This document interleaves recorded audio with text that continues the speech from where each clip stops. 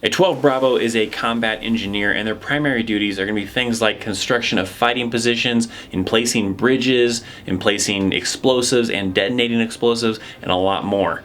Also, some of the duties that 12 Bravo could be doing is things like route clearance, as well as sweeping for mines.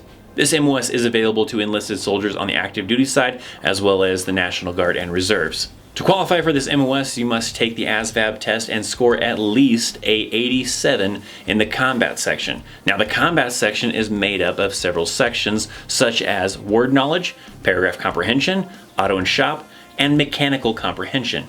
The training involved to become a 12 Bravo includes 14 weeks of OSIT, which is conducted at Fort Leonard Wood, Missouri. As a combat engineer, an individual could expect to work with quite a large variety of different type of vehicles in the military. Anything from construction style vehicles to mine sweeping type of vehicles and a whole lot more.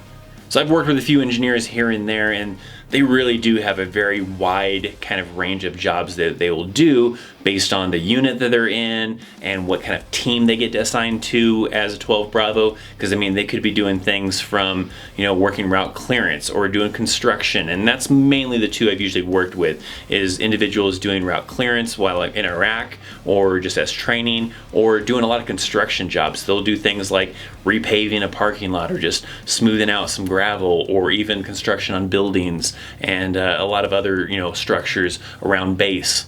But they can do a whole lot more. They are also responsible for training dogs to sniff out bombs, to do bridge work, and a lot. So as a 12 Bravo, as a combat engineer, there's a pretty large variety of different tasks related to engineering that a person could be doing in this MOS.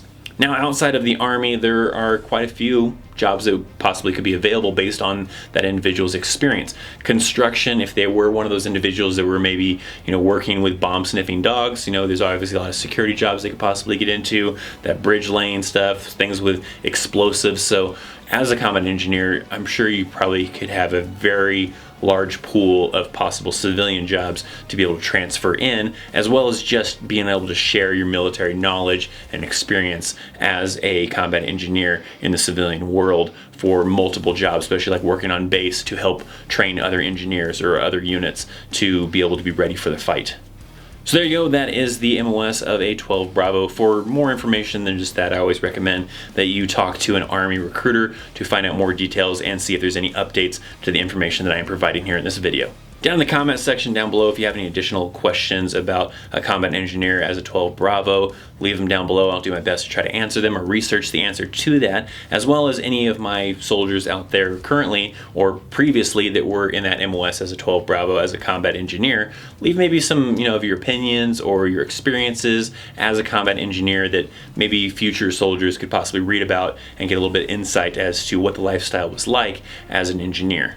Also, if you have an MOS that you're interested in, make sure to leave that down in the comment section below. I usually use that as motivation or inspiration to decide what MOS to cover next.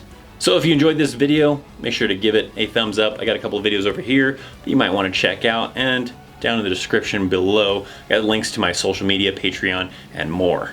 So if you enjoyed this video, make sure to give it a thumbs up. I got a couple of videos over here that you might want to check out, and down in the description below, I got links to my social media, Patreon, and more. I'm ThatChrisChaos. Thank you so much for watching. I'll see you next time. See ya.